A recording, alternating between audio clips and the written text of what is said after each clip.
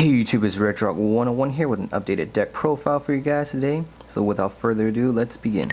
The theme of this deck is none other than Gravekeepers. So first of all, we have the obligatory 3 Gravekeepers Recruiter.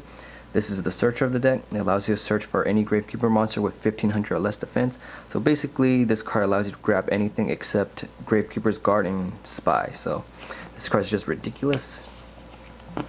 Next we have the 2 Gravekeeper's Descendant. I don't run 3 because I believe it clogs sometimes, and you contribute 1 face-up Gravekeeper monster to destroy 1 card on your opponent's side of the field. So this card's pretty good too, and with Necro Valley out, it becomes 2000 attack, so you can just poke your opponent 4 times with this and then it's game. Next we have 3 Gravekeeper Spy. Its defense is 2000, which makes it an excellent wall, especially with Necro Valley out, which makes it become 2500. And when this card is flipped face up, you can special summon 1 Gravekeeper monster. So this card essentially gets the Descendant pop combo going. So yeah, Gravekeeper Spy adds a lot of speed to the deck. Next we have 3 Gravekeeper's Commandant. You can pitch this card from your hand to the grave to search for 1 Necro Valley from your deck to your hand. So it's basically like a Rhoda, and it gets your first turn Royal Tribute plays off. If you ever need Necro Valley in any situation, which most of the time you will, then this card just gets you like instant access to Necro Valley.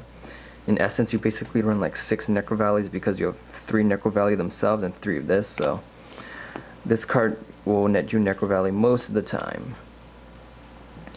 Next we have 2 Gravekeeper's Guard. A lot of people are not running this, but this card is very good against the meta nowadays because, like, say you have this against Logia, it can tie for its defense if Necro Valley is out, and plus you can bounce back the Logia.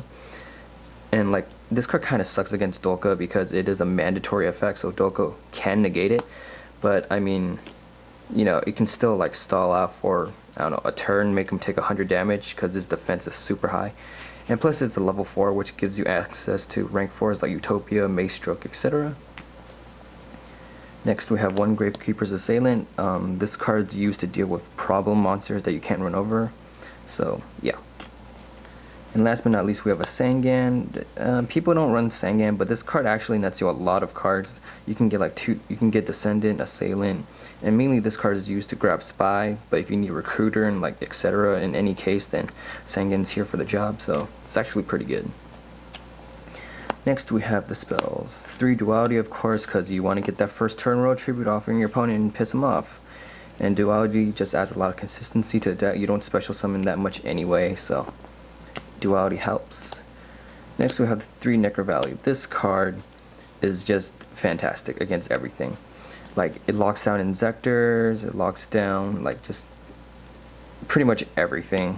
Like it screws up Chaos Dragons, and this card is the main steroid of the deck for the Gravekeepers. This card gives Gravekeepers great offensive and defensive capabilities, being able to boost their defense to over 2000 plus, or boost their attack to over 2000 plus. And most of the time when this card is face up on the field, I mean, like 4 attacks from your Gravekeeper monsters will usually mean game for your opponent. So this card's very problematic for most of the meta decks nowadays. Next we have 2 Gravekeeper Steel.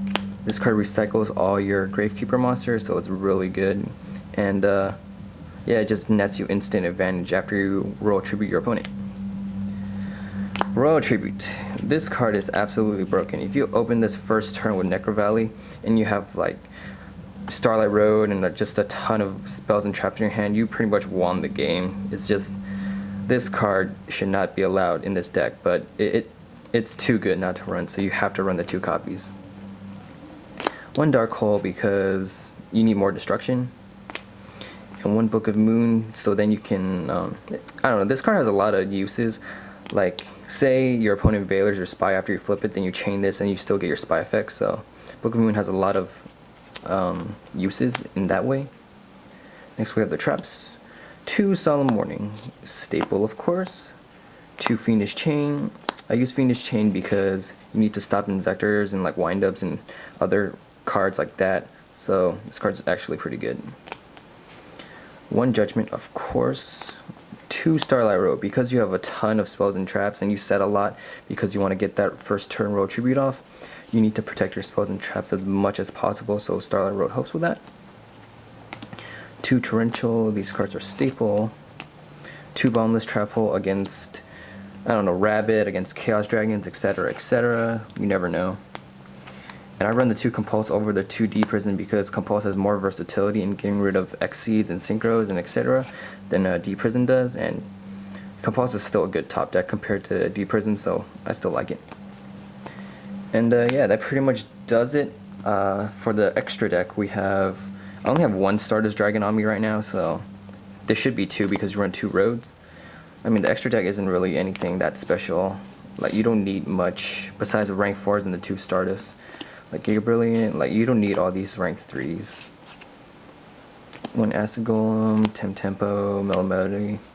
I would suggest running 2 of these because this card is very, very good. I would also suggest running 2 of these because, you know, there aren't that many good rank 4s out right now besides like Roach, Utopia, and Maystroke, so you may as well just like increase the number of those. Tyrus, Adrius, like Zenmao, you don't really need these in the Gravekeepers. You never make rank 5s anyway. For the side deck, we have 3 Mystical Space Typhoon and 1 Heavy Storm because you want to get rid of Decrees and other annoying back row. We have 3 Macrocosmos to lock up Inzectors, Windups, Chaos Dragons, like Necro Valley combined with this. Just, if you don't win against Chaos Dragons, you're like a noob, sorry. But yeah, Macrocosmos is just to lock up annoying decks like those. 3 Gozen matches against Windups and against like Rabbit and other plethora of decks like that. Next we have 3 Skill Drains. Skill Drains, just, if you don't have enough hate for Windups and Inzectors and other decks like that, then you have enough hate with Skill Drain, and Fiendish Chain, and Necro Valley. And last but not least, we have 2 Lightning Imprisoning Mirrors against Chaos Dragons, Light Sworn, and all those ridiculous decks like that. So that pretty much does it for my whole deck. The side deck could definitely use work. I kind of just threw this together like last minute, so yeah. And sorry if I sound tired, guys. I am pretty tired. So yeah, I hope you guys like this deck profile. Yeah, it's your standard Gravekeeper deck. Nothing too special about it.